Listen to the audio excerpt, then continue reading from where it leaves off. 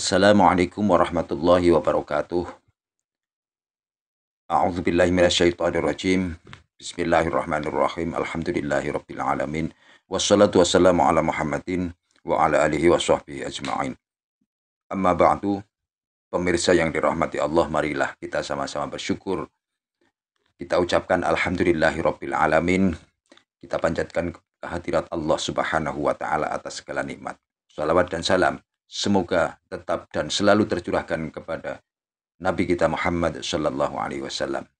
Pemirsa yang dirahmati Allah, marilah kita sama-sama ikuti dan kita dengarkan tausiah Mau'izatul Hasanah, uraian ilmu dari Kiai Haji Agus Mukhlason Rosid, pengasuh Pondok Pesantren Jaya Baru Bangsal Mojokerto. Mari kita sama-sama mengikutinya. Qala musannifu rahimahullah, iradatuka utawi karep ira at-tajrida ing makom tajrid ma'a iqamatillah, ketika Anda menginginkan makom tajrid tetapi posisi Anda saat itu masih diletakkan Allah makom sabab. Iyaka terhadap siro, terhadap Anda fil asbabi ing dalam makom sabab iku min syahwatil khofiyati, termasuk kepentingan nafsu yang lembut halus. Apa makom tajrid, apa makom sabab? Ini yang perlu kami jelaskan. Makom tajrid itu adalah makom di mana ketika Anda membutuhkan keperluan kepentingan jasmania atau duniawiyah, katakan uang, Anda nggak pakai kerja. Loh kalau gitu ngingu toyol Gus, gitu-gitu ya? Bukan. Bukan. Anda nggak usah kerja, sedangkan kebutuhan Anda itu dicukupi Allah dalam rumah tangga. Wa may yattaqillaha yaj'al lahu makhrajan wa yarzuqhu min haitsu la yahtasib. Itu barang siapa yang memegang takwa, maka ketika saat punya posisi rencana persoalan yang susah dibuka, kadang-kadang tahunan Pak. Contoh misalnya jenengan iki punya tanggungan, tahu tanggungan ya, hutang. Orang di dunia itu kalau hidupnya tidak punya hutang kurang semangat Pak, kurang semangat katanya gitu. Kita punya persoalan, yang persoalan itu entahlah yang sulit dibuka, sulit dibuka, entah sebab apa. Walaupun bukan persoalan hutang tok, enggak hutang aja ya, tidak lah Pak. Banyak persoalan-persoalan masalah yang susah dibuka lagi. Wa may yattaqillaha yaj'al lahu mahrajan. Kalau kau ingin betul-betul itu bisa dibuka, alias masalah apapun itu mesti ada solusinya, nah, berarti Anda harus bertakwa. Takwa di sini zahiran wa batinan. Ya ayyuhalladzina amanu taqullaha haqqa tuqatih Wala tamutunna illa wa antum muslimun. Haqqa tuqati. Jangan takwa abal-abal, Pak. Takwa abal-abal itu gini, menjalankan perintah, meninggalkan larangan secara fisik. Secara zahir jasmani aja. Tapi secara rohaniyah takwa ini tidak Anda laksanakan, itu namanya takwa abal. Menurut saya lo ya, menurut saya kalau takwa itu harus haqqa tuqati. Masalahnya ayatnya di situ tidak hanya ittaqullaha, hanya itu enggak, ditambahi haqqa tuqati dengan takwa yang sebenar-benarnya takwa. Kalau jasmani kita sudah taat pada Allah, meninggalkan larangan, menjalankan perintah, hati juga jangan suka marah-marah, hati jangan suka hasud, hati jangan suka ria, hati jangan suka takabur, hati jangan suka merasa ngaku-ngaku. Lah iki takwa haqqa tuqati. Barang siapa yang memegang teguh takwa ini ayatnya, maka persoalan apapun itu pasti dibuka. Artinya mesti Allah mendatangkan satu solusi, jalan, solusi. Yang terpenting bagaimana kita menjalankan takwa ini, kendaraannya apa. Sampai ya kudu punya wirid dong. Artinya wirid itu yang mendorong takwa Anda merapat, wa aslimu lahu, pasrah terhadap Allah masalah ini. Ya Allah, aku gak mampu, tak serahno masalah ini terhadapmu. Kalau Allah bapak ibu sing nyelesekno, wonten sing gak selesai, jangan terima cara akal ya, terimalah dengan iman. Kalau menerimamu dengan iman, pasti jenengan akan yakin kalau semua itu akan selesai.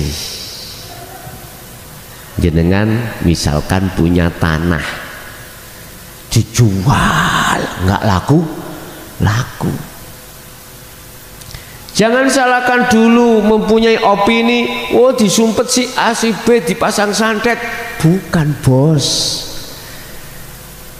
Kata Syekh Ibnu Athaillah, jangan kau sibuk memprediksi hati orang, sibuklah prediksi hatimu sendiri. Tergantung Anda pakai kendaraan apa. Kau ke Surabaya pakai kendaraan sepeda pancal, boleh nyampe ya, cuman lama. Pakai sepeda motor boleh ya nyampe, tapi nggak bisa lewat tol lah gitu ya. Pakai mobil lebih cepat lagi karena bisa lewat tol, apalagi pesawat.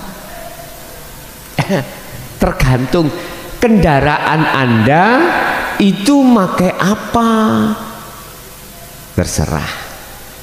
Yang terpenting adalah ketika Anda melakukan menumpai, menunggangi, betul lah, menaiki kendaraan itu, posisi Anda harus takwa. Bagaimana bisanya takwa? Ya sirul asrornya itu fungsikan, biar Anda tidak ngaku-ngaku itu af'al Anda, biar Anda itu menetapkan itu semua af'alullah. Apa itu af'al itu? Pekerjaan, gerakan, penggawean. Itu loh, kita belajar untuk seperti itu. Bon, itu makom tajrid Pak ya. Biasanya makom tajrid itu Cara kita secara jasmaniah kurang normal. Pokoknya kita nggak bisa kerja karena tenaga, Pak. Bisa karena kita tua, sudah nggak kuat lagi untuk bekerja. Udah lewat makom tajrid. Tapi harus punya kendaraan loh ya. Istilah gampang nih, saya ngomong seakan-akan kau jadi dukun. Tapi enggak jadi dukun. Anda punya wirid, dengan wirid itu akan memunculkan karomah, tapi tidak terlepas dari takwa. Syaratnya jenengan iki ibadah ing ngersane Allah saya suwi, semakin lama tambah bagus. Baik ibadah secara jasmani, lebih-lebih ibadah secara rohani. Masalah takwa itu tidak hanya secara fisik, ya juga secara rohani. Makanya ayatnya haqqatu qatih itu. Ini konsekuensinya ada di situ. Konsekuensinya ada di situ. Wes. Jadi itu nanti yang mendatangkan Allah sendiri, dengan cara Allah sendiri nanti. Satu, makom sabab. Apa itu? Makom dimana ketika jenengan ini membutuhkan kebutuhan duniawiyah, harus kerja, harus kerja. Entah kerjanya apa, sesuai dengan keahlian poksi Anda masing-masing. Jualan, ya jualan. Oh, saya itu sukanya itu apa namanya, maklaran. Ya udah maklaran. Entah maklaran apa itu. Oh, saya itu petani. Ya petani. Oh, saya suka pabrik, silahkan. Kita tatkala diposisikan Allah di makom sabab seperti ini, jangan sekali-kali mempunyai keinginan makom tajrid. Enak makom tajrid itu nggak kerja ya, nggak kepanasan, nggak berat, tinggal duduk, wiritan, ibadah, menata takwa dohir, menata takwa batin. Jangan. Manakala Anda masih ma'ikomatillah, kalau kau masih diletakkan Allah di sabab, jangan punya keinginan itu. Mengapa kita tidak diperbolehkan? Karena itu ada salah satu keinginan syahwat nafsu dalam dirimu yang halus. Wah, enak rek, jadi wong sing dihormati, banyu disebul kanggo ngombe orang sakit sembuh, dituahkan, lah ngene ya, enak, dihormati, dituakan. Lah ingat, itu adalah jebakan nafsu khafiyah yang sangat samar, yang sangat samar.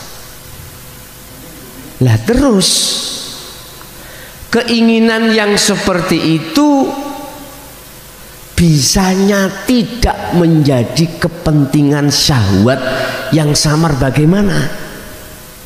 Gini Pak, ini tapi tidak anu ya Pak, tidak di mata manusia ya, memang betul-betul dalam hati. Fanakan semua atas pengakuan dalam sebuah irodah atau kehendak tadi dalam dirimu. Bila mana itu kau masih kau akui itu kehendakmu, dengan pertimbangan kau ingin menduduki perkara yang lebih ringan, lebih enak daripada berat, maka itu masih khofiyah. Itu masih nafsu yang, kepentingan nafsu yang sangat halus. Udah nikmati makom sababmu. Nikmati, walaupun berat, nikmati. Ibu kok ya diletakkan kerja ini kerja itu, udah nikmati sambil dalam hati Anda tetap memegang teguh etika terhadap Allah. Apa etikanya? Mau kerja, paling tidak mau kerja dalam hati jenengan minimal berbicara apa, saya kerja karena Allah.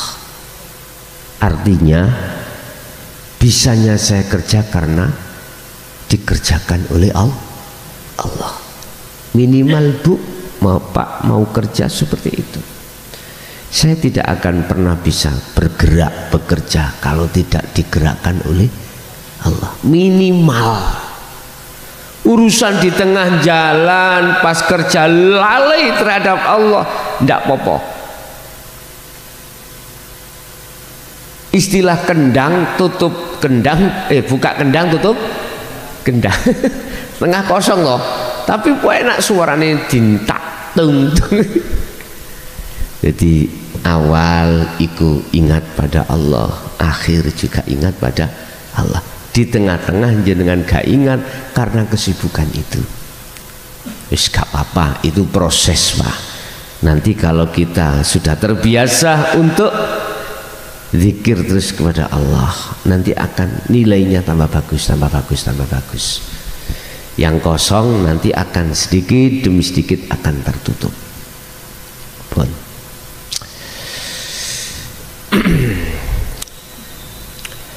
Wa iradatukal asbaba ma'a iqamatillahi iyyaka fitajrid in khitatun anil himmatil aliyah. Tatkala Anda diletakkan Allah di makom tajrid, iki kebalikan. Jangan sekali-kali kau itu kepingin menginginkan di makom sabab. Jangan. Apabila Anda seperti itu, artinya menginginkan dan ke makom sabab, itu bentuk keploroti. Tahu keploroti? Bahasanya keploroti loh. Ya turun. Keturunan gitu. Bahasa Jawa lho rek enak keplorot. Apa ya? Turunnya derajat Anda dari derajat al-aliyah. Turunnya derajat Anda yang tadinya itu derajat di mata Allah, itu kau bisa menjaga takwa baik secara fisik maupun batin, Anda itu mudah. Tapi ketika melihat Pak Haji jenengan kerja seperti itu, satu bulan omsetnya berapa? Ratusan juta ya. Kedelengan, pingin, kan melorot. Padahal dia itu di dalam makom tajrid dicukupi Allah. Cuman mohon maaf, Allah mencukupi itu tidak melebihkan. Apa butuh saya rokok? Ada, misalkan. Tapi Allah tidak melebihi, tidak melebihkan kecukupan ini. Pokoknya dia itu tidak sampai kekurangan. berhubung melihat gebyare dunya tangga, wah duwe montor lak penak ngoten ya. Mohon maaf, makom tajdid iku nggak boleh ngelirik tangga, dunyane tangga. Tetangga kita bisnisnya lancar Pak, dal omsetnya, mobilnya aja 5. Nggak boleh ngelirik gini, nggak boleh. Artinya kepingin untuk seperti itu nggak boleh. Dikasih rokok 1 ya nggak boleh minta 2. Itu tajrid itu. Abot memang tajrid itu. Satu sisi takwa secara fisik dan secara batin harus tambah meningkat. Intinya nggak boleh minta bos, nggak boleh minta, nggak boleh. Kalau dikasih nggak boleh nolak. Mohon maaf ya, ini manakala nanti bila mana tabrakan dengan hukum syariat, saya mohon maaf, sebetulnya tidak tabrakan, sebetulnya enggak, tidak gap enggak. Tentang doa, dia itu tidak berani Pak minta pada Allah, lebih-lebih permintaan ini ada kaitannya dengan urusan kebutuhan jasmani, nggak berani. Karena beliau-beliau ini Bapak Ibu punya sistem dan pedoman. Apa pedomannya?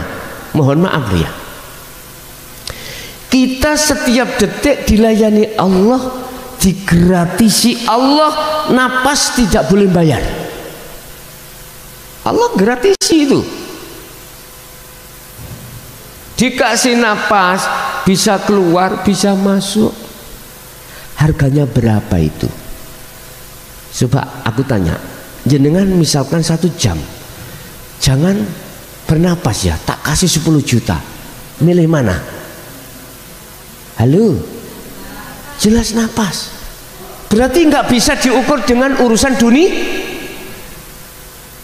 Gini Pak, beliau itu takut dimarahi Allah. Kau itu minta mobil, padahal napas tiap saat dan waktu itu kau tidak saya suruh untuk ganti. Kalau kau ganti berani berapa kau? Akhirnya nggak berani Pak. Jangankan Pak, mohon maaf, minta mobil, makan aja nggak berani kok. Dikasih yo silakan, gak dikasih yo silakan. Tapi gak mungkin Gusti Allah iku gak ngasih. Wong kula gak njaluk ning ngarepku yo jajan yo untuk sakmene kae iki. Paham maksudnya? Inilah bentuk Allah itu. Lah nyapo ngene apa sih? Kuwi njaluk-njaluk sing gak kok njaluk tak gemehne kok ngene lho. Piye iku bahasa Indonesia? Mengapa kau minta-minta terhadap aku? Apa yang tidak kau minta saya kasihkan. Apakah saya ini termasuk orang yang Tuhan yang meleki, pelit? Sebab mintamu itu menunjukkan bahwasanya saya, kata Allah, adalah Tuhan yang pelit. Pelitku kok keler-keler ninggalan. Kadang-kadang mohon maaf Pak ya, memang semuanya karena makom ya, karena kelas, nggak boleh kita salahkan. Waktu saat kita dulu itu masih belum mengenal tentang tasawuf, belum mengenal tentang hukum hakikat makrifat, dongo itu sampai direwangi nangis. Ya Allah, malam hari besok Bang Ajeng mriki.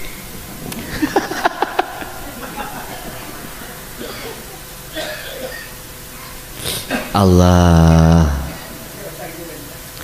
ya jangan disalahkan dulur, karena memang semuanya itu makomnya masing. Sudah benar, jangan disalahkan.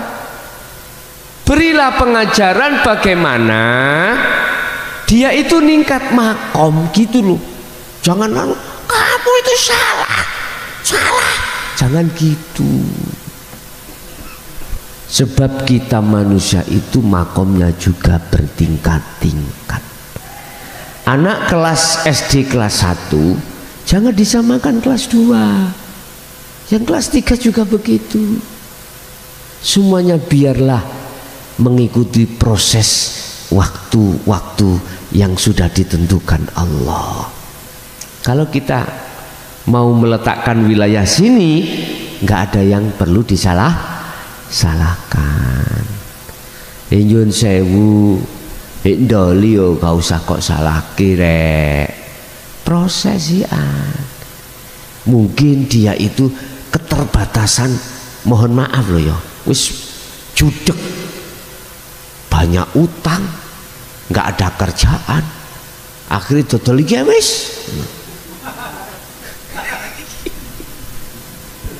Makanya jangan menyalahkan orang dulu sebelum kita selidiki persoalannya. Siapa tahu dia mencari makannya anaknya nggak ada kerjaan, terus dia sampai melakukan itu kayak gitu. Itu makom sabab. Makom sabab.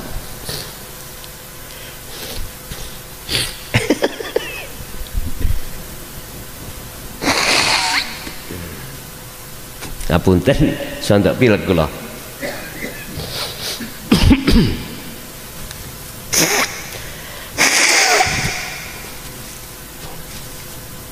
Bon.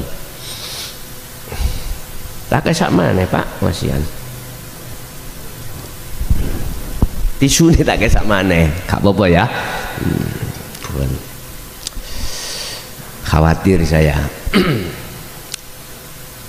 Bon. Terus bagaimana kita ketika saat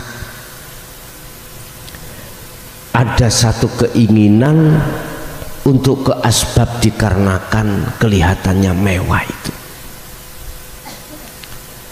Motivasi saya, jangan.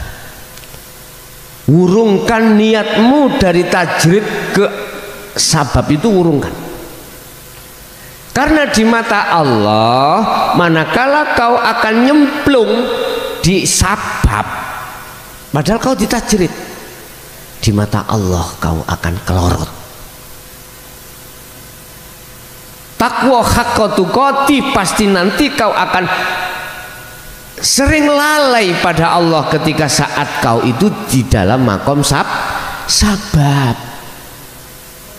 Jadi dipikir orang yang mobilnya 5 itu mesti enak semua. Tanya dulu, jangan kita menyana. Apa mungkin dikira mesti enak? Tenang tah hatinya ketika dia itu pabriknya itu 10. Kita memandang kayaknya enak Pak ya, kayaknya bahagia.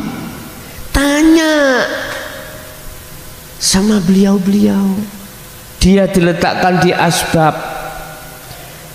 dia mengatakan saya sering lupa pada Allah. Dengan adanya persoalan-persoalan di dalam bisnis saya lupa sering hati ini pada Allah. Lah, jenengan di makom tajrid lebih indah, lebih nyaman, lebih nikmat bersenggama dengan Allah setiap saat dan waktu. Janganlah kau ketika melihat tetanggamu itu di makom sabab itu kelihatan wah, jikalau kau mau ke makom situ sabab itu termasuk kelorote turunnya makommu di mata Allah atau di mata manusia, lebih-lebih di mata Allah. Ayo kalau nggak percaya, kalau nggak percaya, Anda pasti akan justru semakin lupa pada Allah. Alhaakumut takasur. Mohon maaf, mana yang menjadikan lalainya ruhaniah hati pada Allah untuk tidak bisa zikir? Karena bermegah-megahan dengan kesenangan dunia. Sampai kapan hal itu terjadi? Hatta zurtumul maqabir, sampai mati, Pak. Sehingga Allah mengingatkan kita di dalam surah Az-Zumar ayat 7, ayat 40, ayat 54. Wa anibu ila rabbikum wa aslimu lahu min qabli ayyatiyakumul adzab. Wahai jiwa-jiwa yang ketarik dengan selain aku, misalnya aku Allah.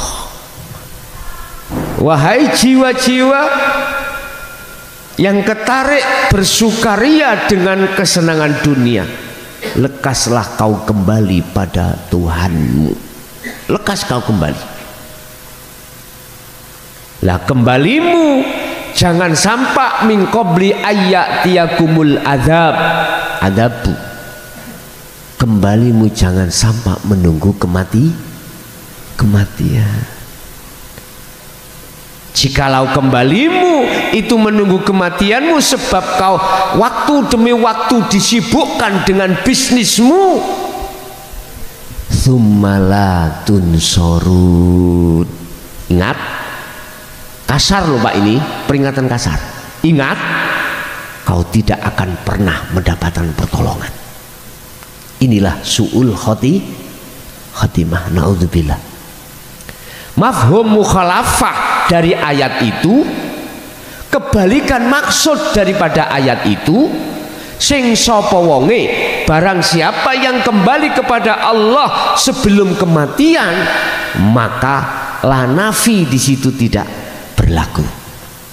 Akhirnya summatun sorun, kau akan mendapatkan pertolongan. Az-Zumar ayat 54 itu tadi. Keras Pak itu. Mengapa Allah sudah memperingatkan dengan keras? Karena sebentar lagi Allah akan menghukum umat manusia. Entah, saya tidak tahu. Yang pasti itu terjadi. Sebab ini pun kinayah, ini sudah kinayah. Saya diperintahkan untuk menggelar peringatan yang keras ini adalah semata-mata datangnya dari Allah. Ini sudah kinayah, sanepan, isyarah. Kalau Allah nanti, seruan Allah itu tidak diindahkan oleh umat manusia, pasti Allah akan mengutus utusannya yang berupa malaikat penghancuran. Lihat sejarah-sejarah sebelum para nabi dan rasul, zaman nabi dan rasul dulu.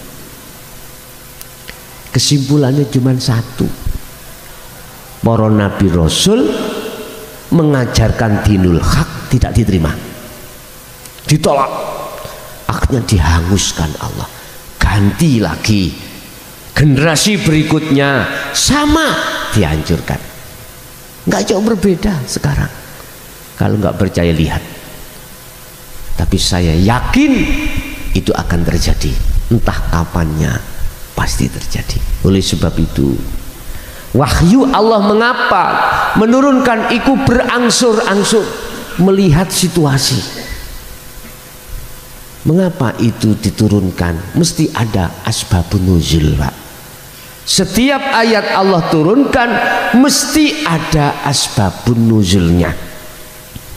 Asbabun nuzul apa? Sebab-sebab turunnya. Sebab apa? Itu tadi. Mengapa Allah menyuruh untuk lekas kembali? Sebab ruhaniah manusia mayoritas lari dari Allah, bersukaria terhadap selain ini. Asbabun nuzulnya akhirnya diturunkan. Laksana logika ini, Pak. Mengapa kita menyuruh anak kita untuk memegang sapu membersihkan rumah? itu asbabun nuzulnya, sebabnya rumah kotor. Bu, saya lapar Bu,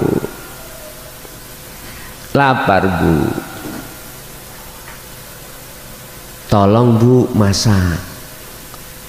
Saya merintahkan ibu untuk masak, itu sebabnya saya lapar. Umpama saya enggak lapar, mengapa harus menyuruh masak? Enggak Pak, paham ya maksudnya? Seperti itulah Allah menurunkan ayatnya itu. Bapak Ibu, manusia kembali kepada materi.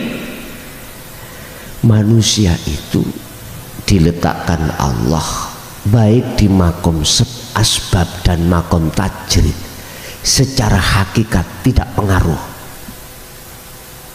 Manakala ini artinya sama, jenengan yang dilewatkan Allah mencari maishatud dunya lewat kerja, jenengan yang diletakkan Allah mencari maishatud dunya tidak lewat kerja, itu tadi Allah mencukupi.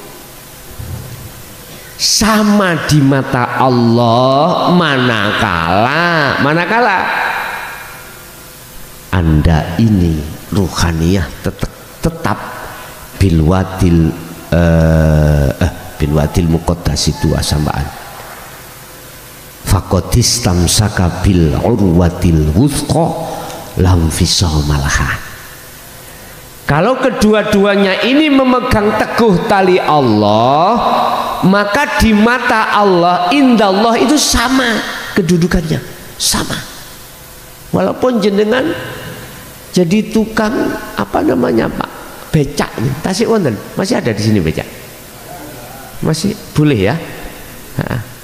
Walaupun kerjaan jenengan itu becak Pak, wis becak kan paling sontak rendah toh, rendah lagi pemulung ya, itu paling rendah.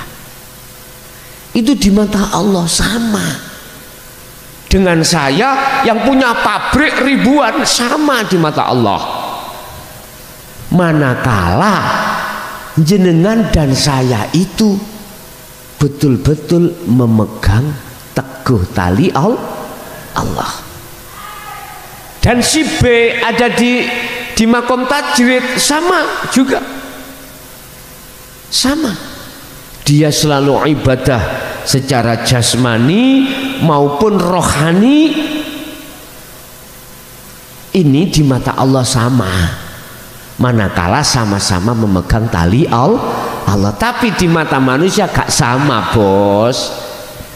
Kalau saya tukang pemulung, siapa sih ngundang tahlil? Mukhlasan, alah paling ya jajani sak klutik, ngulih takirane ya sampun. Mohon maaf lo ya, mohon maaf. Sapa sing ngundang iki Cak Man? Wih, jenengan iki pabrik 1000. Wah, semangat. Di mata manusia Anda dihormati sebab dunia yang dititipkan Allah terhadap jenengan. Lebih menghormati jenengan orang lain itu daripada saya. Apa sih kerjaannya mukhlason ini? Pemulung. Pemulung.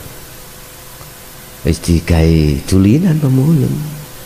Iku di mata manu, tapi di mata Allah sama dengan kula, dengan saya, manakala sama-sama memegang tali Allah. Mana tali Allah itu yang dimaksud? Buka di dalam surah Al-Baqarah 256. Itu tali Allah. Wa man yakfur bit-taghuti wa yu'min billah faqad istamsaka bil urwatil wuthqa lam fisama laha. Barang siapa yang hatinya ruhaniyah meninggalkan ruhaniyah, bukan jasmani loh Pak ya. Barang siapa yang hatinya atau ruhaniyah meninggalkan cinta selain Allah, berarti yang dimaksud selain Allah itu adalah hubbus syahwah, maka wa yu'min billah, maka cintanya pasti hanya pada Allah. Kalau ngomong iman konteksnya, barang siapa yang imannya telah meninggalkan selain Allah, wa yu'min billah, dan dia imannya betul-betul pada Allah, Contoh Pak, permisi nggih, di depan saya niki wonten buah napa Pak nih? Semangka. Tolong nggih, kula dahar nggih. Nyuwun sewu. Kalau tidak disanepokno ngene isyara gak mangan-mangan aku. Mohon maaf. Manis. Nafsu dan akal iki kongsi, Pak. Membisiki alladzi yuwaswisu fi sudurin nas, di dalam dada saya. Untuk beriman, munculnya, datangnya manis itu dari semangka. Padahal semangka ini makhluk, betul? Nafsu itu membuat seperti itu. Wa ma ubari'u nafsi inna nafsa la'amaratun bisu. Untuk melalaikan imannya itu, untuk dijerumuskan terhadap makhluk yang berubah semangka. Itu penggaweane nafsu memang. Berkongsi dengan akal untuk mengabari terhadap ruh supaya beriman terhadap apa yang dikatakan oleh nafsu, bahwasanya manis sumbernya datang dari semangka. Sama Nabiullah Adam alaihissalam terjerumusnya karena itu. Iblis mengatakan, Adam, kamu tahu khuldi itu maknanya apa? Kekal. Jikalau kau tidak mau makan, kau tidak akan kekal di surga. Dap. Akali ngomong, bener, nek gak mangan ya gak kekal. Sama, nek gak mangan iki gak mungkin datangnya manis. Akal kan masuk wae. Tes iki akal sing kotor kasihan Pak. Akhirnya apa? Allah berpesan wala taqrabah hadis sajarah, jangan mendekati. Ternyata didekati, akhirnya makan. Ya sudah. Wa may yakfur bitaghut, barang siapa meninggalkan iman, manis itu datangnya dari nama iki semangka, maka wa yu'min billah, maka dia akan bisa bertemu Allah di semangka. Ingat, huwal awwal wal akhiru wadz zahiru wal ba. Allah itu ya ning jerone, di dalam semangka ya di luar. Sampean gak akan dong manakala jenengan ini tidak laku fal ya'mal amalan sholihan. Gak akan dong. Apa dong ya? Gak akan klik percaya, oh iya Allah di dalam. Nah kalau Allah di dalam gak kelagepen nih. Lah. Al-Hadid ayat 3, tolong dibuka. Maksudnya dohir yang bagaimana, maksudnya batin itu yang bagaimana. Itulah subhanalladzi asra bi abdi, zat hidup. Yang zat hidup Allah itu tidak bisa kau hijabi apapun, nggak bisa, boten saged, tidak bisa, di mana-mana dan tidak kemana-mana. Wa nahnu aqrabu ilaihi min hablil warid wa qala aidon. Wujudnya Allah itu lebih dekat daripada urat nadi, urat leher. Di mana? Kita olehnya nggak tahu, mata hati kita memang masih tergolong mata hati yang buta, Bapak Ibu. Inilah persoalannya, iman yang terhadap makhluk inilah yang menjadi hijabnya saya.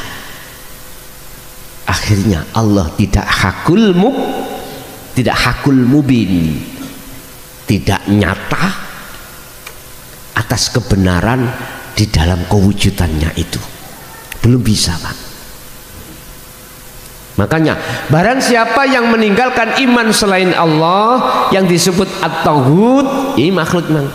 Padahal kita itu banyak dibisiki nafsu, godong goyang, ngomong percaya kalau itu sebab angin sing goyangkan, padahal Allah di dalam dan di luar angin.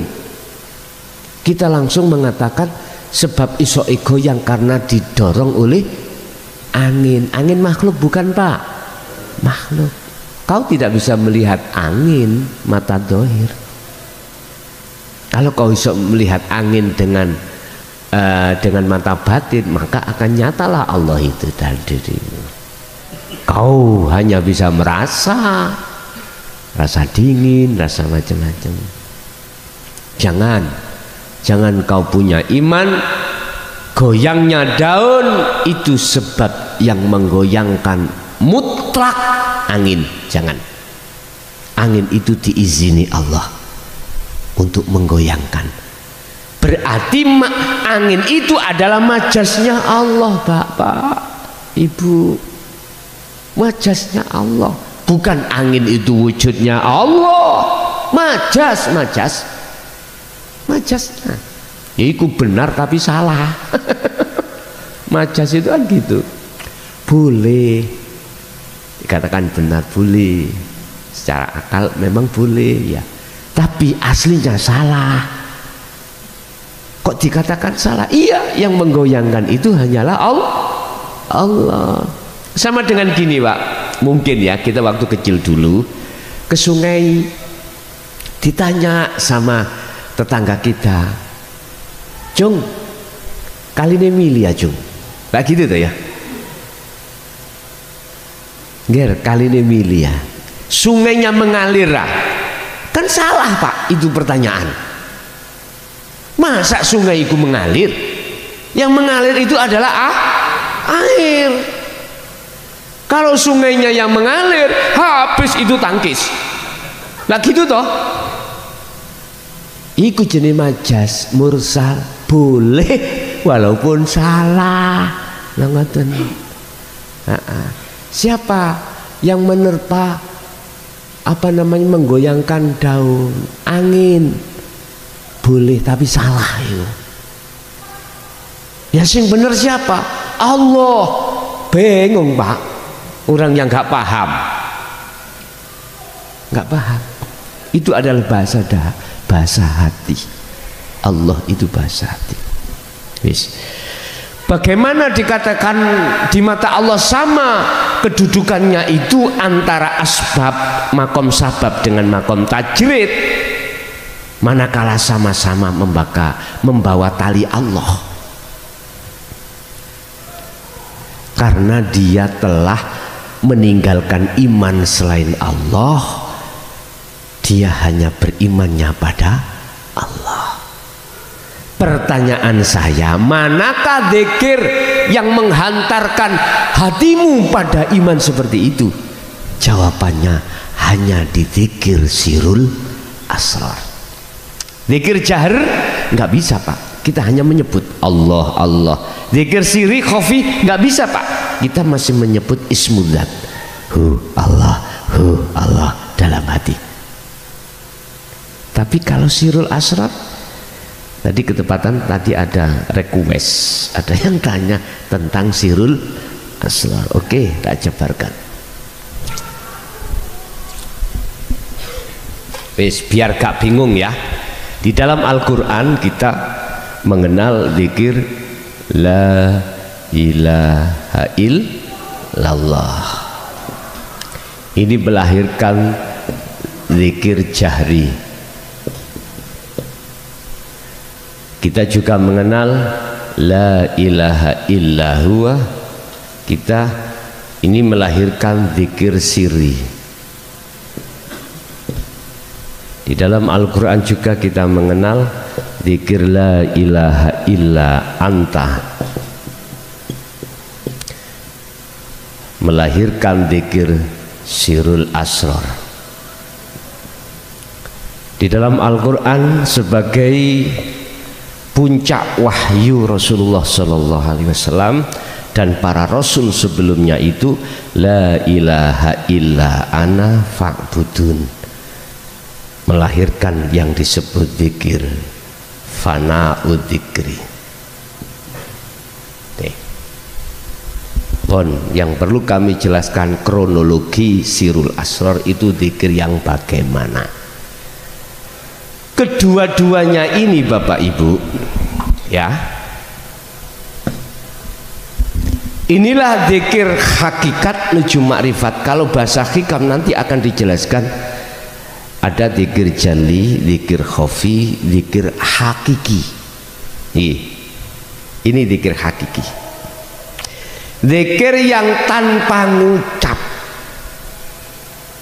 diem, baik secara jasmani maupun ruhani hati. Diemnya itu justru masuk di dalam pos yang disebut su'aul basiroh.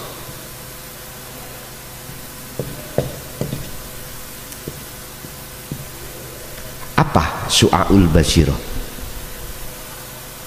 Dalam hati sampan itu ada cahaya iman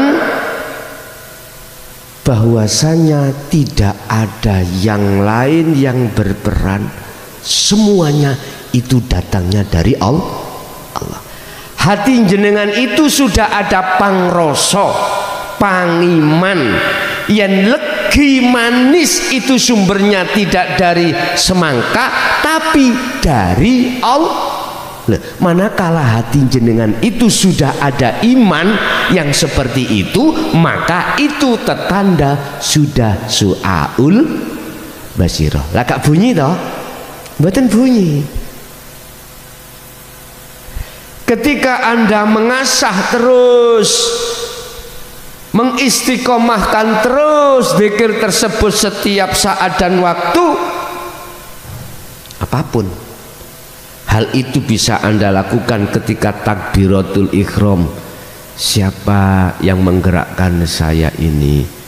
Hatimu itu ada rasa, ada iman, kehadiran Allah dalam dan di luar tubuhmu yang menggerakkan.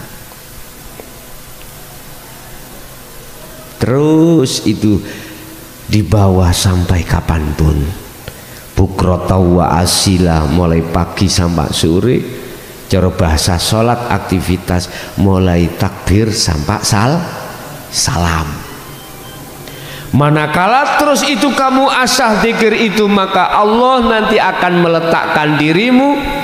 Kelihatan abu sing mriko. Ibu kelihatan ya? Ainul basirah. Apa? Ruhaniyahmu itu bertemu Allah. Inilah sing kula maksud nanti di dalam hikam disebut zikir nafi isbat. Ketika su'aul basyirah berkumandang, ini adalah menafikan. Ayatnya Al-Baqarah tadi 256. Itu loh tali Allah. Wa may yakfur bitaghut wa yu'min billah, barang siapa meninggalkan iman selain Allah. Ini tadi aku awalnya iman manisnya dari semangka, sekarang enggak, dari Allah. Berarti untuk membuktikan di situ pangroso su'aul basirah, asah terus itu. Nanti Allah sendiri yang akan meletakkan ruhaniyahmu di ainul basirah, bertemu pada Allah. Tapi syaratnya selain Allah dalam dirimu harus fana, termasuk dirimu he si salik, termasuk dirimu he ruh, fana, gak berlaku, ngelendang. Wis. Ammal arif la yarawna li anfusihim syai'an. Disebut wong makrifat yang ngene iki Pak, wis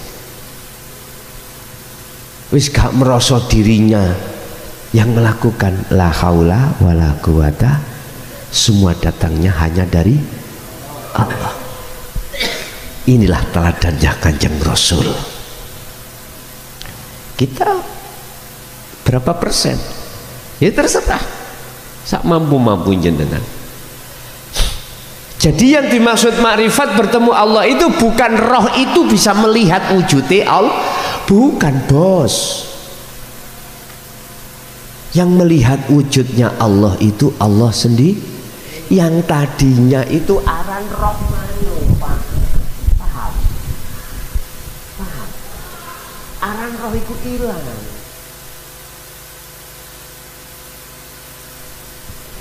Aran hidup. Sing jobong ini penasaran ini.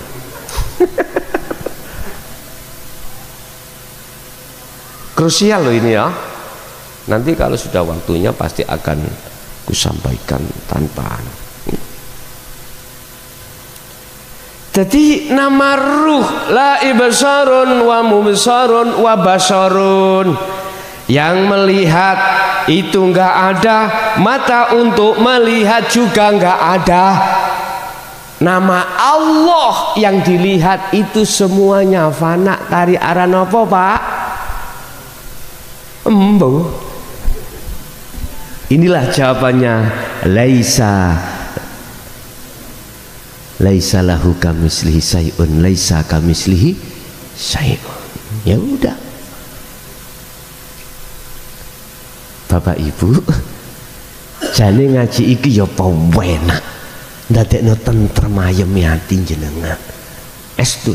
Cuman bagi jenengan, bagi yang lain yang tidak mau ya mungkin roti rasa tai. Ya ngapunten lah.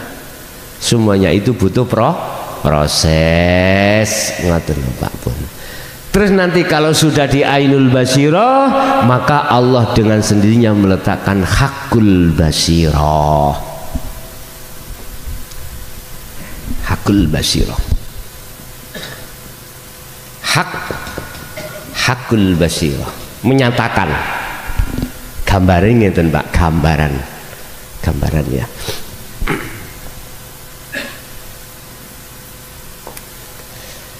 Sampai saya kasih tahu. Pak Bu, di dalam kopiah iki ada rokok. Anggap sampean tidak pernah tahu. Nggih? Iki contoh mawon. Sama halnya dengan Pak Bu, munculnya manis itu dari Allah, bukan dari semangka. Semangka laksa kopiah Pak.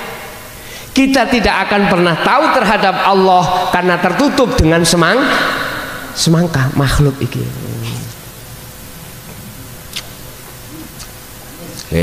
Aku sing mangan sama yang ngrasakno. Inilah su'aul basirah. Anda sudah dikasih tahu oleh Allah tentang ilmu iman bahwasanya semua yang berafal itu hanya Allah. Dasarnya ada. Lihat Al-Baqarah 115. Walillahil masyriq wal maghrib fa aynama tuwallu fathamma wajhullah. Mulai jagat etan sampai jagat timur. Jagat timur sampai jagat barat. Makhluk sekecil apapun itu Allah yang menguasai. Bahasa sederhana saya mengartikan geraknya semua makhluk, debu pun itu yang menggerakkan hanyalah Allah. Artinya tidak akan bisa bergerak makhluk siapapun manakala tidak digerakkan Allah. Yang namanya semangka tidak akan pernah ada rasa manis manakala tidak diizini Allah manis. Akhirnya sama Pak, di dalam kopiah ini yakinlah ini rokok. Tapi belum ketemu loh Pak, belum ketemu. Asahlah bagaimana Anda bisa bertemu Allah yang sudah Anda yakini itu. Carilah cara bagaimana untuk bisa melihat yang namanya di dalam kopiah itu ada rokok. Otomatis ini harus dibuang Pak. Harus dikeluarkan dari perkara yang menutupi rokok. Otomatis tauhid dalam hati Anda lepas Pak. Lepaskan. Lah sing ngelepasno ya Allah dewi, Allah sendiri. Kita cukup untuk berzikir itu aja. Kalau itu sudah dianggap Allah lepas, ainul basiro, melihat jenengan. Akhirnya hakul basiro suruh mengatakan betul rokok. Kalau sudah imannya makrifat pada Allah, nggak akan mungkin jenengan ketipu nafsu, Pak. Kalau jenengan sudah menyatakan itu rokok, saya bilang, Pak, Bu, ini jemblem. Percaya? Nggak percaya. Sekali rokok tetap rokok. Ketika jenengan makan ya Allah, ketika jenengan minum ya Allah, ketika jenengan sholat ya Allah, apapun Allah, di masjid ya Allah, dindoli ya abot nggih, ngomong dindoli terus Allah si belajar di sini abot ngaten dah wis. Akhirnya otomatis Allah meletakkan di fana'ud dzikri, muncul dari la ilaha illa ana, yang bergelora dalam hatimu itu tidak ada siapa-siapa kecuali Allah. Yes. Kesimpulan, apapun status makom kita, ayo nikmati, bersyukurlah pada Allah yang memberikan, dan berbuatlah amanah di dalam makom kita masing-masing dengan cara asah terus zikir sirul asron jenengan, asah. Sebab dengan itulah Anda akan bisa dimasukkan Allah dalam kategori abdan syakuron. La in syakartum la azidannakum wala in kafartum inna adzabi lasyadid.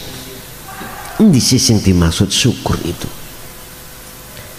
Syarat dikatakan syukur itu benar manakala yang diberi itu tahu siapa yang memberi, yang diberi tahu terhadap yang memberi siapa, Allah. Selama ini umat Islam itu digoyang sana digoyang sini, akhirnya sibuk dengan goyangan, lali dengan Allahnya. Sehingga Rasulullah sendiri dulu sudah bersabda, besok di akhir zaman umatku banyak tapi seperti buih di lautan, ketendang sana ya sana, ketendang sini, nggak ada pegangan. Karena apa? Karena iman kita, Pak, belum makrifat. Kata Rasul, belum ihsan. Iman kita masih ukil-ukil, belum jejak. Kata Rasulullah, iman yang jejak, iman yang ihsan, anta budallaha ka'annaka taro. Ketika Anda melakukan apapun seakan-akan kau melihat terhadap sang yang berperan, yaitu Allah subhanahu wa ta'ala. Seakan-akan berarti artinya iku majas. Sing delok Allah iku Allah dhewe, dudu awakmu lho, bukan kita. Kita kan sudah fana, Pak, gitu. Bapak Ibu hadirin rahimakumullah, wis ayo dinikmati dengan cara terus tumbuhkanlah rasa cintamu pada Allah dengan cara jangan kau lepaskan zikir sirul asrar. Mudahnya sirul asrar muncul dalam hatimu, didorong zikir khafi, zikir sir. Di dalam thariqah kita masing-masing lakukan zikir sir. Itu terserah, boleh tanpa sir, boleh dengan zikir sir. Wis gak usah gegeran, aku enak sir ambek sir sing kono, aku gak enak sir. Udah gak usah gegeran, sing penting podo-podo tujuannya yaitu kepada Allah. Bah sing ono makom tajrid, bah sing bah yang ada di makom tajrid atau tadi makom sabab, semuanya sama di mata Allah. Bila mana itu sama-sama memegang ilmu zikir sirrul asrar untuk bisa sampai pada Allah. Tapi tetap di mata manusia nggak sama loh Pak. Wong tukang sapu ambek tukang bisnis pengusaha kok sama? Ya tetap nggak sama di mata manusia. Tapi ingat, inna akramakum indallahi atqakum. Oke, itu Bapak Ibu hadirin pas 1 jam. Abah tadi pesan kita juga banyak kegiatan, mesakin ya terlalu lama, cukup 1 jam, nanti ditambah dengan pertanyaan 3. Bapak 2, Ibu 1. Ibu nggak ada, saya kasihkan Bapak. Monggo, persilakan.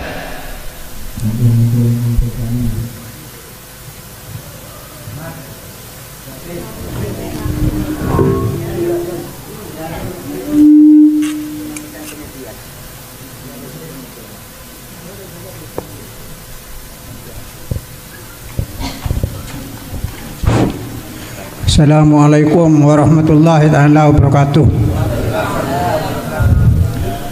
Saya mau usul tentang tawasul, Yai.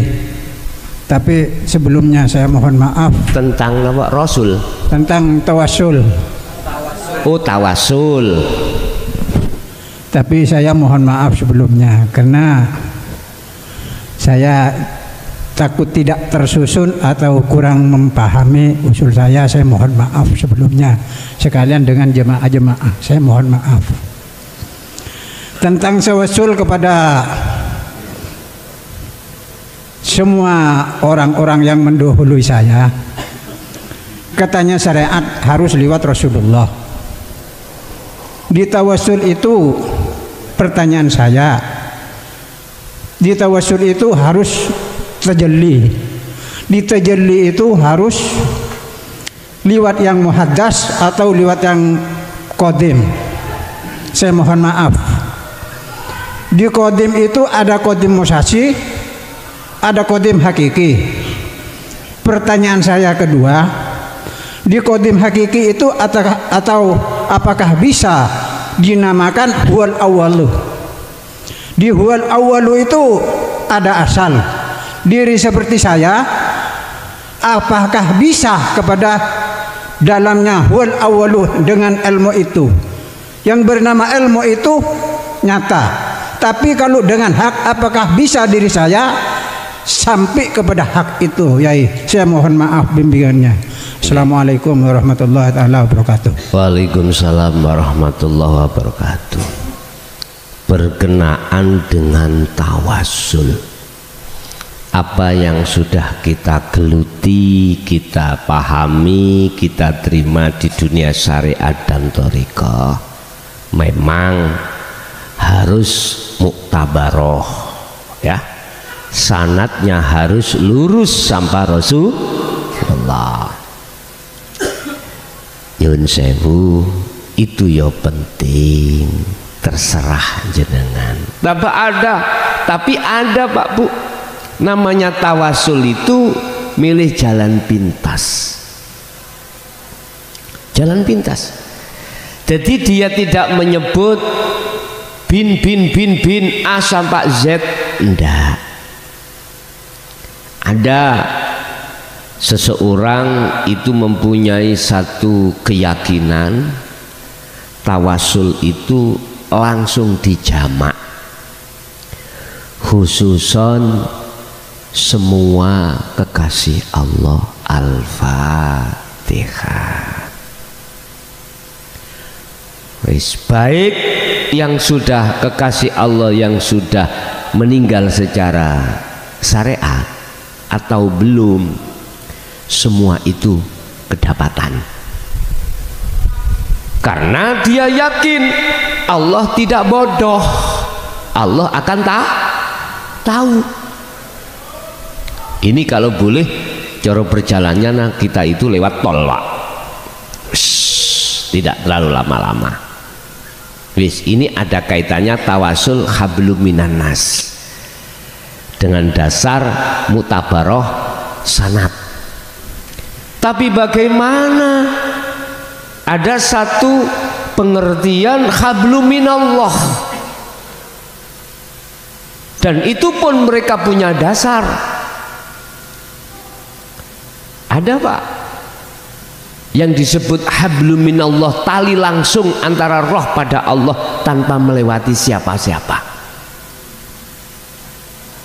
Ada seseorang yang punya keyakinan tentang hablum minallah ini, yang dimaksud hubungan langsung terhadap Allah tanpa melewati pelantaran sanad makhluk.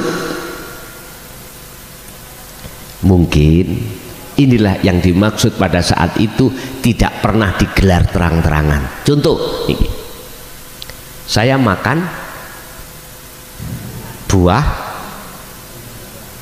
semangka, hatiku sudah tidak melihat semangkanya, hatiku langsung pada Allah. Berarti saya semangka ini sudah tidak berlaku hukumnya bagi saya sebagai pelantaran Allah. Tadi kan saya katakan semangka diizini Allah membawa rasa manis, lagi itu ya. Rasulullah diizini Allah untuk bisa mensyafaati umat, lagi itu dah. Nah, ini ada dua kaul, sehingga seakan-akan sehingga kita menuduh, meyakini bahwasanya yang memberikan syafaat adalah Rasulullah. Oke, itu ya gak salah, karena makomnya orang beda-beda. Ada orang yang makomnya itu tanpa wasilah, tanpa sanad, langsung yang disebut hablum minallah, hati langsung pada Allah. Jadi ada hati yang imannya itu langsung tajalli niki wau Allahnya. Tapi ya tolong jangan diomong nang jopo. Es dulu nggih, biar gak bingungkan orang yang belum kelasnya. Artinya gini, dalam hati jenengan itu sudah tidak memakai bahasa semangka. Hati sampean sudah, dalam hati itu sudah tidak berguna semangka ini, tidak berlaku gitu loh. Walaupun semangkanya dimakan, hati ini tetap Allah, tidak semang. Tapi ojo dia mau coba cah aku makan Allah, bahaya ini. Oke nggih,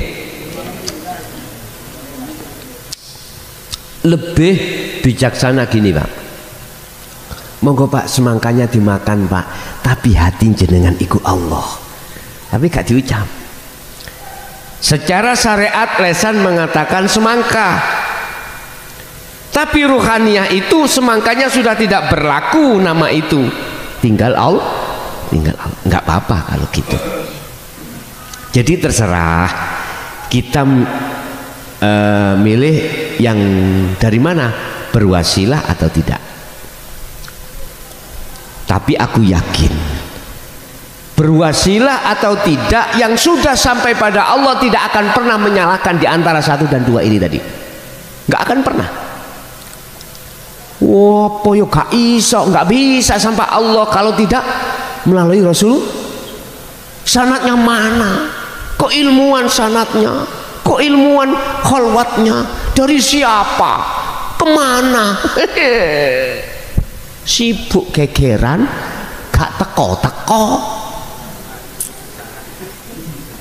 Sibuk adu argumental, pinter-pinteran, akhirnya nggak nyampe-nyampe, terakhir sampai kedatangan kematian. Naudzubillah min dzalik. Muga-muga kita dijauhkan dari itu. Yang kedua tentang masalah apa Bang? Tajalli.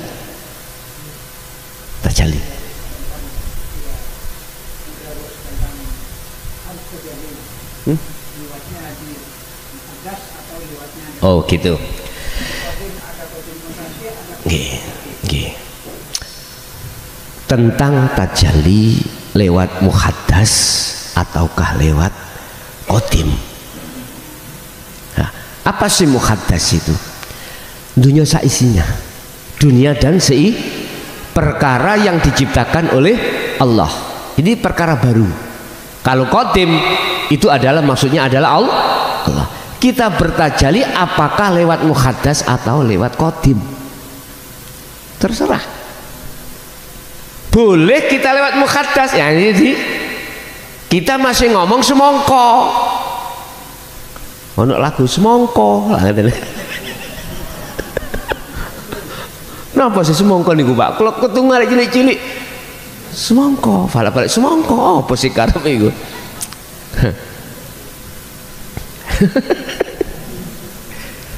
Boleh secara syariah kita ini muhaddas Pak, muhaddas ini, muhaddas.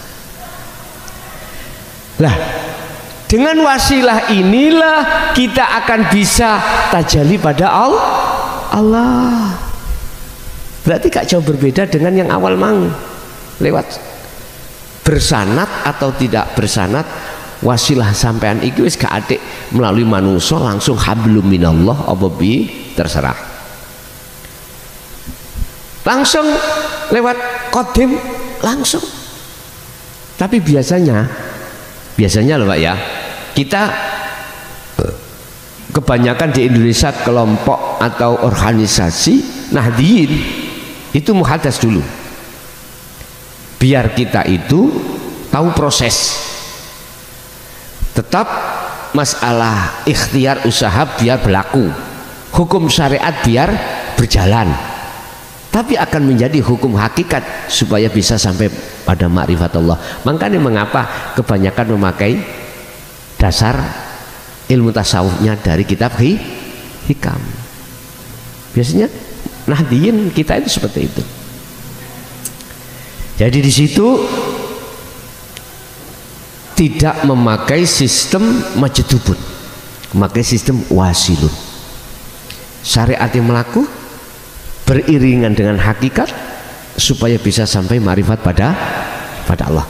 Istilah bahasa sholat secara syariat dijaga ketika melakukan sholat betul-betul keadaan khusyuk. Lah itu begitulah yang diharapkan. Jadi tatkala kita melakukan tajalli lewat qadim, maka bisa menemukan hakiki. Tapi manakala kita melakukan ketajalian kita lewat muhaddas, bisa sampai hakiki. Tapi tunuk-tunuk, tahu tunuk-tunuk ya? Pelan-pelan. Kata orang Jawa mengatakan, alon-alon sing penting kelakon. Benar sudah. Kalau cara Madura gimana? Laon-laon. Allah, nggih gitu. Bentar lagi kula ngaos teng Pemekasan menika nanti. Nengane Mbah Yai siapa gitu ngaturi saya. Supi kula. Lama. Nah, lupa. Bulan apa itu? Bentar lagi. Udah. Terserah kita diperjalankan milih yang mana. Diperjalankan dilewat yang mana silahkan, itu semuanya urusan Allah. La ikraha fiddin qad tabayyana rusdu minal ghayy. Kita ke Surabaya boleh lewat Pasuruan, boleh lewat Mojokerto, boleh lewat Gresik, boleh lewat manapun silahkan. Janganlah, ini pesan, janganlah kau khilaf, gegeran, gegara nggak sama jalan. Padahal tujuan maksudnya sama. Sebab barang siapa kalau disibukkan khilaf di tengah jalan nggak nyampe. Sibuk dengan Gegeran. Mohon maaf Pak, tujuan kita diwajibkan sholat, baik yang pakai kunut atau tidak, apa tujuannya? Mendatangi dan bertemu Allah. Lagi itu toh, intinya ada di situ.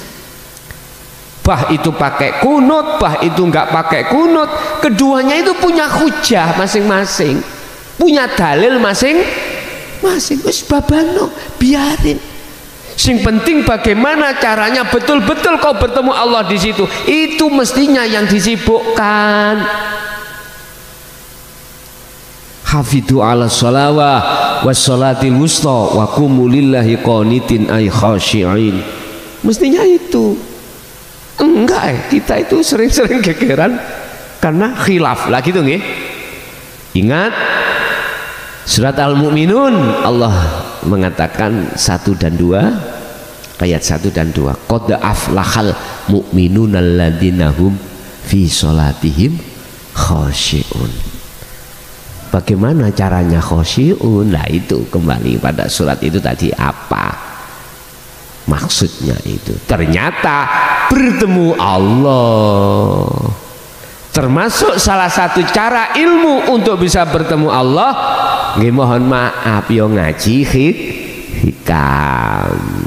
Paham nggih? Oke. Jadi lewat segala apapun cara bisa untuk sampai pada Allah. Yang terpenting jenengan iki tahu hakikatnya, tujuan bertemu Allah. Di manakah letak titiknya itu? Di sirul asrar. Udah, semuanya muaranya di situ Pak, muaranya di situ. Oke, ada lagi.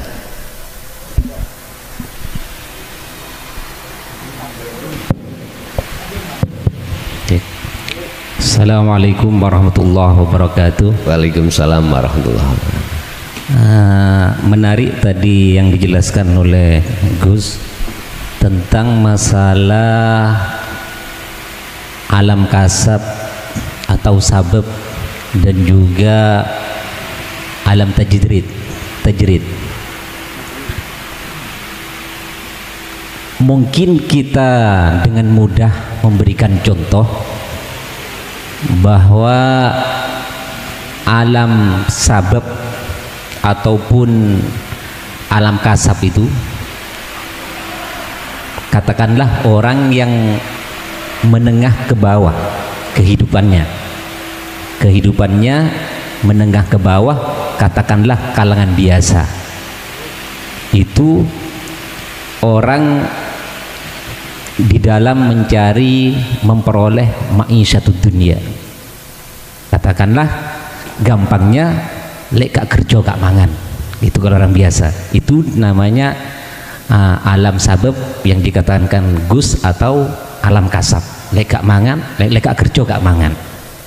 Kemudian satunya dijelaskan oleh Gus di dalam kitab hikam itu, ada alam tajrid.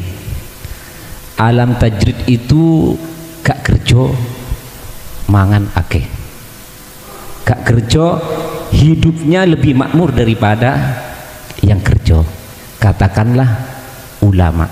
Bahkan ulama yang berada di posisi tajrid itu apabila dia berkasab maka disebut su'ul adab.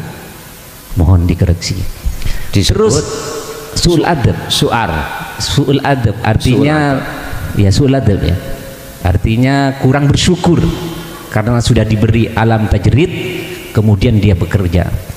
Terus yang kami tanyakan ini posisi tengah-tengah Gus. Posisi tengah itu katakanlah antara ulama atau orang biasa atau tajrid dan kasab. Tengah-tengah itu ada ustadz. Ada ustadz. Iya. Posisinya ustadz ini repot Gus. Lek gak kerja gak mangan, lek kerja gak sugi-sugi. Nah, kenapa?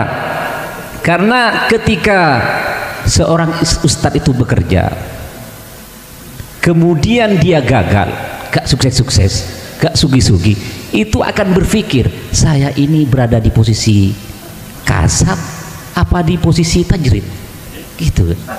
Itu mohon dijelaskan ciri-cirinya, saya ini berada di alam mana gitu, Ustaz. Gitu. Terima kasih. Saya ulangi, tajrid itu bukan harus ulama, bukan. Tajrid itu seseorang yang mengemban takwa baik secara dohir maupun secara batin. Tidak harus diposisikan sebagai ulama.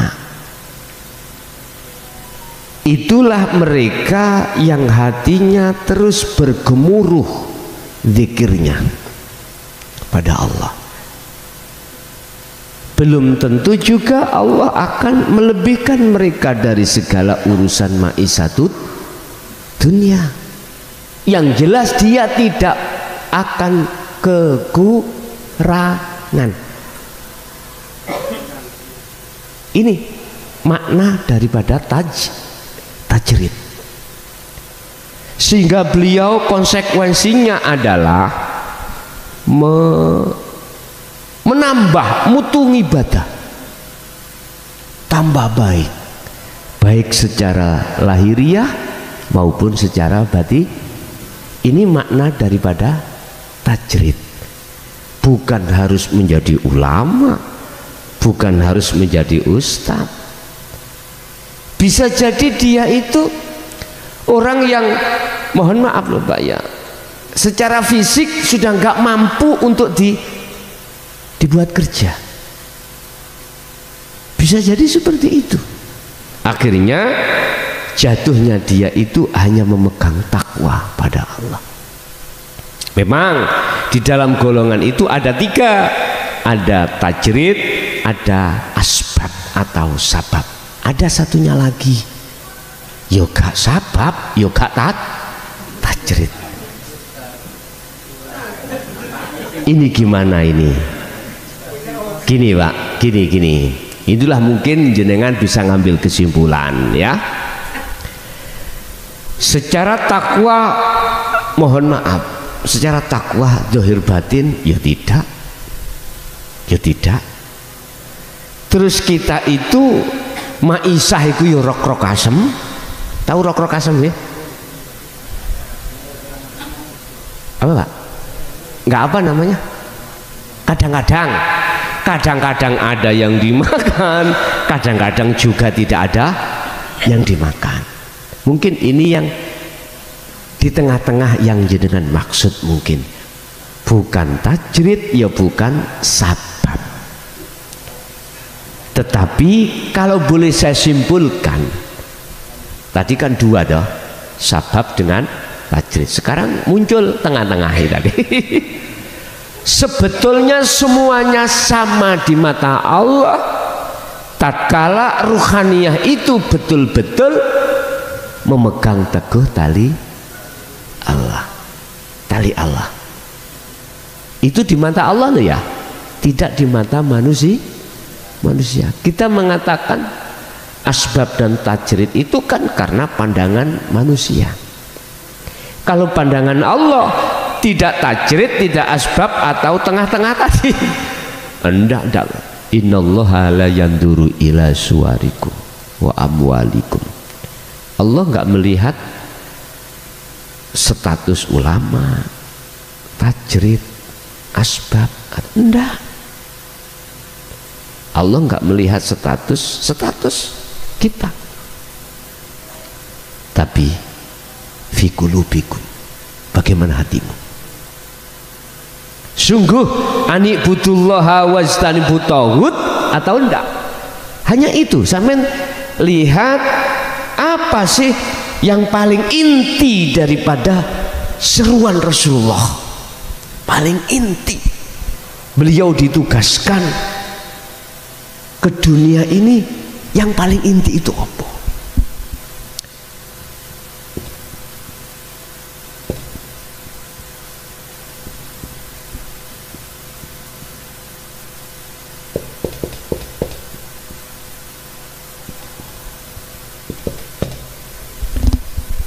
mencondongkan hati hanya pada Allah disebut nyembah, ya. Wastanibut taghut, lan meninggalkan iman selain Allah, hanya itu. Wa ma arsalna min qablika mir rasulin illa nuhi ilaihi annahu la ilaha illa ana. Ini Muhammad, aku tidak akan mengutus utusan sebelummu termasuk dirimu kecuali harus membawa wahyu yang inti. Apa? La ilaha illa ana. Fahamkan tentang apa maksudnya la ilaha illa ana. Tidak ada Tuhan selain aku. Otomatis prosesnya dari syariat, thariqat, hakikat, iki inti. Fa'budun, suruh ajaan menyembah saya, gak nyembah ini, nyembah ana. Fa'budun, ini kan si nama, ya, ini masih nama ini. Huwa termasuk sifat, anta sudah dekat, dia, huwa dia jauh, anta dekat di depan. Ana sudah nggak ada anta, nggak ada huwa, nggak ada Allah, udah. Ini Pak Bu ya, inti semua utusan Allah itu visi dan misinya adalah genahkan, menjelaskan ini. Arahkanlah ruhaniyahmu, hatimu hanya pada Allah. Wastanibu, kalau kita ngomong konteks iman, arahkanlah imanmu hanya pada Allah, jangan pada semangka.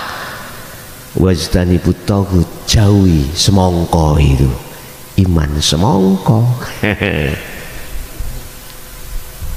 Jelas nggih? Ini lah, sementara barang siapa yang berani menjelaskan tentang itu ruhaniyah, wah, celop.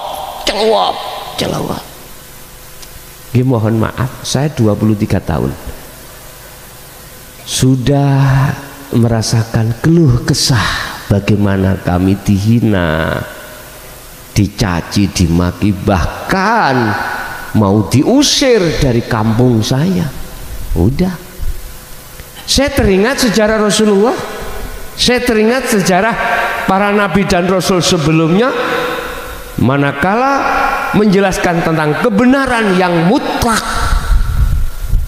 pasti yang melawan itu bukan orang ringan-ringan, malah pemimpin. Nabi Hud ketika masuk kepada kaum Lut, kaum Ad, ya, kaum Ad, bagaimana? Beliau Nabi Hud dikatakan golongan orang tidak waras dan mengada-ngada. Padahal mengajak rohaniyah itu untuk meninggalkan selain Allah dan untuk menyembah Allah. Ini konteksnya hakikat, bukan syariah. Kalau konteksnya syariah, ya jasmani ini kita harus patuh dengan hukum syari. Bun salah paham. Saya hanya menuangkan dari sisi ruhaniyah. Kalau jasmaniyah sudah maklum, semuanya sudah paham tentang hukum syariah. Tentang ruhaniyah, sebab kita manusia nggak mungkin jasmani saja, mesti ada ruhani. Bukti, jenengan tidur bermimpi, Anda dikejar-kejar orang gila membawa pedang, lari enggak? Lari. Itu kalau di dalam diri kita membuktikan ada ruhaniyah. Kemana ini nanti? Allah sudah katakan, aku ciptakan manusia tanah dari saripati, jasadnya dari saripati tanah, nanti kembali ke tanah. Allah ciptakan ruh wa nafakhtu, nanti akan kembali kepada Allah. Wa inna ilaihi, pertanyaannya, sudahkah kau tahu jalan ke Allah? Sudahkah kenal Allah? Biasanya malah pemimpin-pemimpin itu kadung kedisian pinter, kadung kedisian ngalim, akhirnya merasa dirinya alim, padahal alim ilmu itu sifat siapa? Allah. Mengapa kita su'ul adab dengan bentuk merasa kita yang memiliki? Ini konteks hakikat loh Pak, bukan syariat. Kalau syariat sudah wajar, konteksnya hakikat. Nggak boleh bos, walaupun alimo koyo opo kita di pandangan manusia, tetap di pandangan Allah itu hanya milik Allah. Kita hanya majasnya beliau Allah, bukan mutlak kita. Kata Rasul dalam surat Al-Kahfi ayat 110, innama ana basyarum mislukum, aku itu sama dengan kau. Kata Rasulullah, sama manusianya. Mengapa kau sembah aku? Mengapa kau puja-puji aku? Aku juga makhluk. Pujalah, pujilah, sembahlah. Siapa yang ku sembah itu Rasulullah.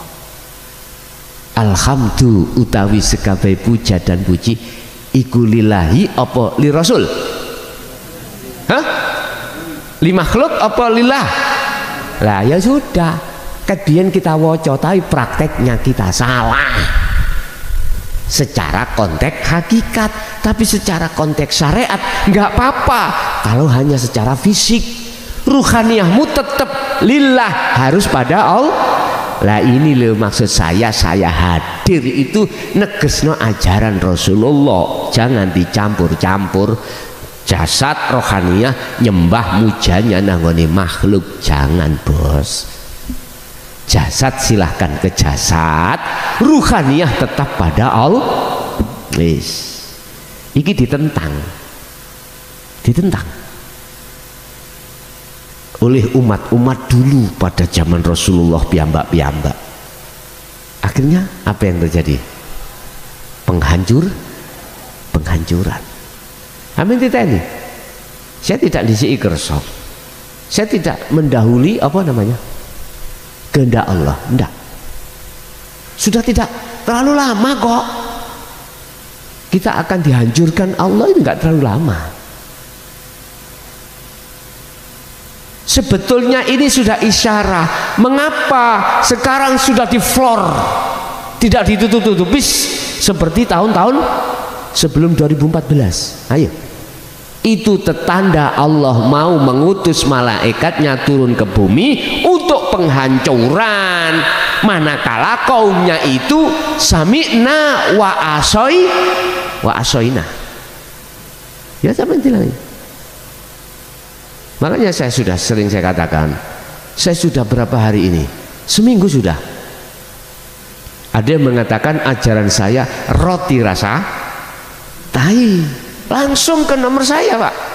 Saya di anjing-anjing, saya di babi-babi. Sungguh wallahi billahi. Nah, saya cuman gini. Oh iya, Rasulullah dulu itu ya dihabisin seperti itu. Bahkan zaman kaum Quraisy, Abu Lahab, Abu Jahal merencanakan untuk membunuh. Saya nggak seberapa, hanya dikatain itu. Bagaimana Rasulullah mendak nemen di kaum Taif, bagaimana beliau diantemi. Buka di dalam surat Al-Hijr ayat 94 sampai 99 ayat yang terakhir. Bagaimana Rasulullah ketika menyampaikan dengan terang-terangan apa yang didapatkan oleh beliau, cacian, makian, sampai beliau terasa dadanya sempit. Maksudnya dada sempit itu, mohon maaf ya, Rasulullah pernah ngalami ngersulo, bahasa Indonesia ini ngersulo ya,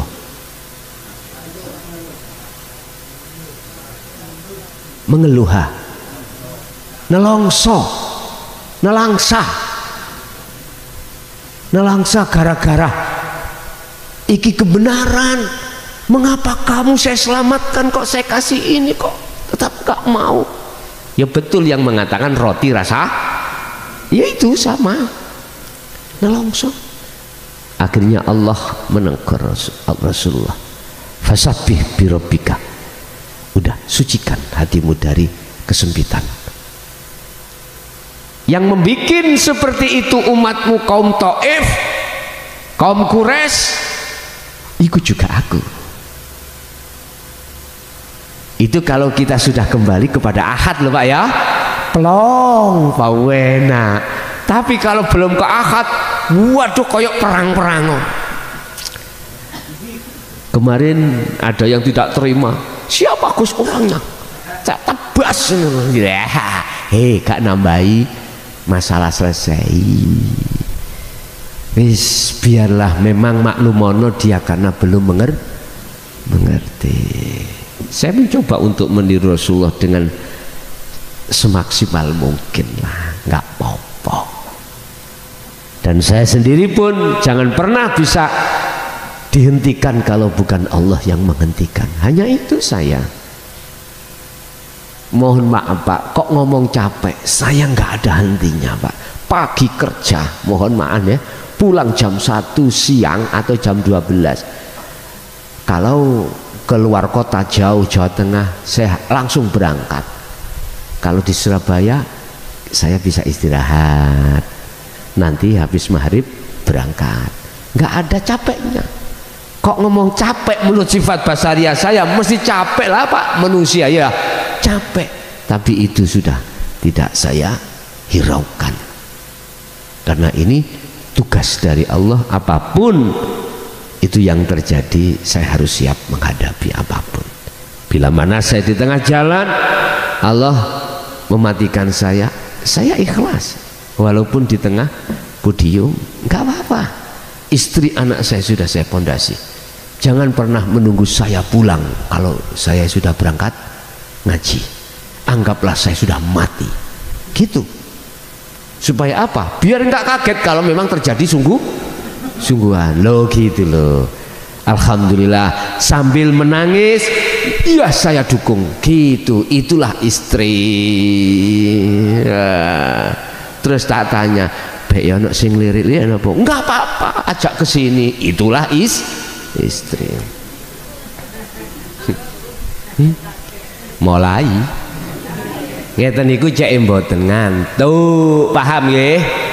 Sepawaneng ya fresh. Iya rek, sepan aku lho gak di korean ki ket nyumet jile. Pinjem. Bahasa syariat aslinya salah, pinjem korek mboten asal. Nggak boleh. Harus minta apinya. Tapi berhubung sudah kebiasaan pinjem korek majas, nggak apa-apa.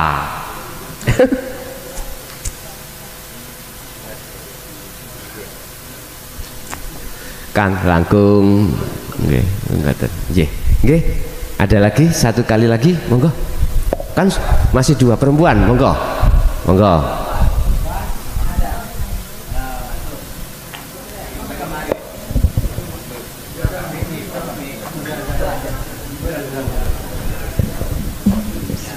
Bismillahirrahmanirrahim. Assalamualaikum warahmatullahi wabarakatuh. Waalaikumsalam warahmatullahi wabarakatuh. Mau tanya Kiai, bagaimana caranya makrifat kepada Allah? Gitu saja. Assalamualaikum warahmatullahi wabarakatuh. Waalaikumsalam. Sudah ada Mbak? Sudah ada. Oke. Matur suwun Ibu. Boleh kula ngekeki oplos? Monggo Pak, dikeki oplos Pak wong wedok Pak.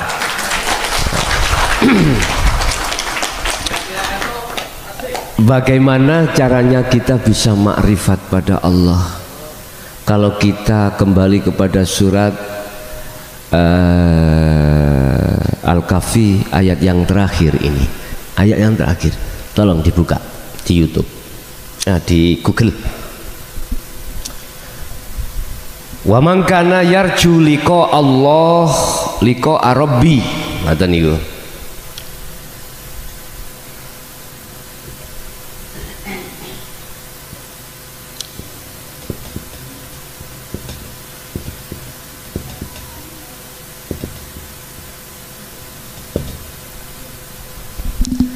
Pakai Rob Pak niki nggih, bukan pakai Allah. Tulisannya pakai Rob. Rob itu berarti Tuhan, berarti boleh bagi orang selain agama Islam. Sing jelas agama yang mengesahkan pada Allah, itulah yang dimaksud. Barang siapa yang ingin kembali bertemu terhadap Allah, ada syarat dua, Bu. Syaratnya dua. Pertama, fal ya'mal amalan sholihan.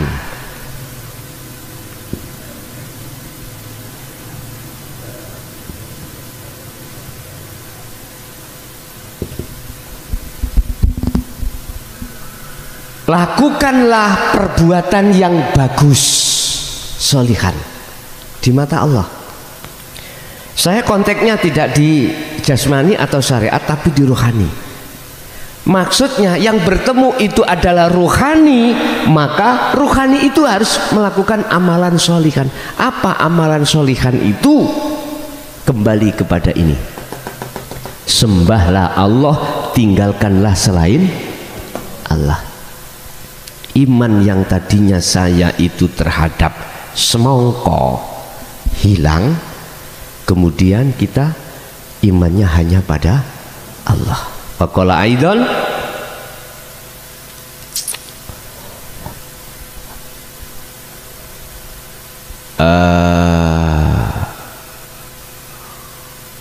barang siapa yang meninggalkan tagut wa yu'min billah wa may yakfur bit taghuti wa yu'min billah.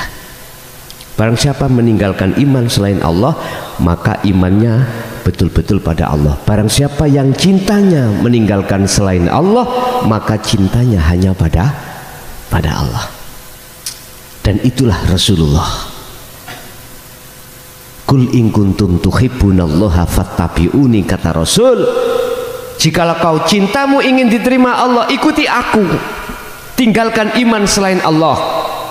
Jikalau kau mau wa yu'min billah yuhibbukumullah wa yaghfir lakum dzunubakum, cintamu akan diterima oleh Allah dan semua dosa-dosamu syirik itu disepuro, dimaafkan oleh Allah. Inilah yang dimaksud fal ya'mal amalan sholihan. Mulai pagi sampai pagi sibukkan hatimu berzikir. Ala bidzikrillahi tatmainul, itu ketenangan itu hanya satu, bertemu Allah. Hanya bertemu Allah, inilah yang abadi. Tapi ada konsep yang lain, orang lain mengatakan yo gak sisi itu ketenangan, senang itu ketemu nek dunyoku ukeh, ya, bisnisku lancar, semuanya punya, iku katanya ketenang. Tapi kata Allah, ad-dunya mataul, tertipu awakmu. Kok bisa? Nanti pasti kau tinggalkan, lenyap sudah. Tapi kalau kau bercintamu ketemu dengan Allah selama-lamanya. Yang kedua, wala yusyrik bi ibadati rabbi ahada.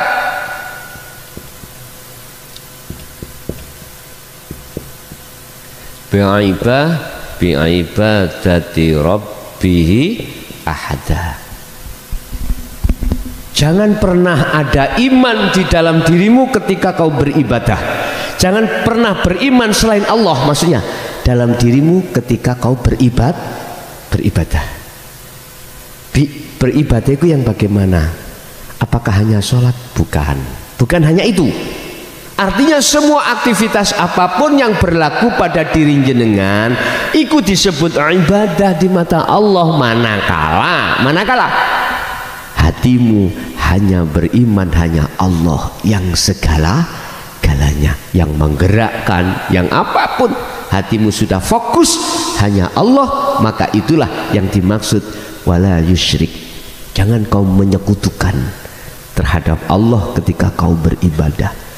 Ketika kau melakukan apapun, jangan pernah ada perserikatan, jangan ada pernah persekutuan. Contoh sing dikatakan persekutuan, kula makan semongko tadi, saya yakin iman datangnya manis dari berarti saya mengadakan persekutuan. Jelas nggih? Lakukanlah hal itu sampai kapan? Dibuka Al-Hijr 99 kata Rasulullah. Sampai isdet.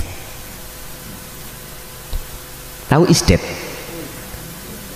Sampai maut. Al-yakin, sampai kematian. Makanya mengapa saya mengatakan kholwat 40 hari 40 malam iku untuk memberi spot sampai iku spotnya cek tinggi, padahal itu lamanya begitu Bu ya. Ingat tadi yang saya katakan surat Az-Zumar ayat 54, jangan pernah kau kembali pada Allah sebelum panjenengan kedatangan kematian. Jangan. Artinya kembalilah sebelum Anda kematian. Kita umur tidak tahu kapan kita akan meninggal. Tidak harus menunggu tua yang muda, tidak mesti menunggu sakit yang sehat, tidak. Bisa jadi Allah memanggil ketika kita masih muda, masih kuat, masih sehat. Ya. Dengan disitulah mengandung pengertian wis sedang lekas kembali pada Allah. Ingat, yahjubuhum bi ilmihim, yahjubuhum bi ibadatihim, yahjubuhum bi amwalihim. Allah akan menyesatkan kita lewat ilmu yang ada pada diri kita. Akhirnya kita semakin tinggi, semakin rumongso. Lah, berarti ilmu menghalangi kita pada Allah. Ibadah juga begitu. Semakin lebih baik daripada orang lain. Amwal, harta juga begitu. Itu satu sisi. Satu sisi lain, penghalang itu tidak akan menjadi penghalang dalam dirimu manakala Anda itu sudah ada etikat untuk bertemu, apalagi sudah bertemu Allah. Sugiyo koyo opo, kaya bagaimana, alimo notok langit yo opo, jabatamu tinggi yo sampai presiden koyo opo, ngibadamu api o koyo opo. Seperti Syekh Abdul Qadir Jalani, itu tidak menjadikan hatimu takabur, tidak menjadikan penghalangmu, justru itu kendaraanmu untuk bertemu Allah. Seperti Hadrati Syekh Abu Hasan As-Sadili, dia waline Allah tapi sugihnya itu luar biasa Pak. Ya punya jabatan. Berarti kekasih Allah itu bukan hanya sing klunuk-klunuk, bukan ya. Bisa jadi pejabat, bisa menjadi pedagang, bisa apapun. Allah meletakkan kekasihnya itu.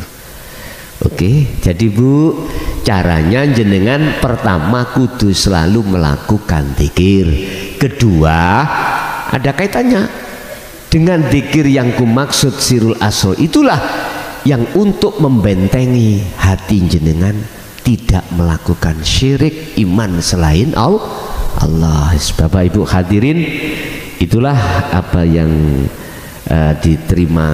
yang diberikan Allah terhadap kita, ilmu. Mudah-mudahan harapan kita jadi ilmu ingkang manfaat dan barokah terhadap keluarga kita fid dini wad dunya wal akhirah. Lahumul Fatihah. Pemirsa yang dirahmati Allah, begitu tadi uraian penuturan ilmu dari Gus Mukhlason Rosid. Semoga apa yang disampaikan dan diuraikan tadi bisa menjadikan tambahan ilmu bagi kita semua, yang akhirnya apa yang kita lakukan dan apa yang kita amalkan bisa menjadi sempurna. Demikian dari kami, kurang lebih mohon maaf. Assalamualaikum warahmatullahi wabarakatuh.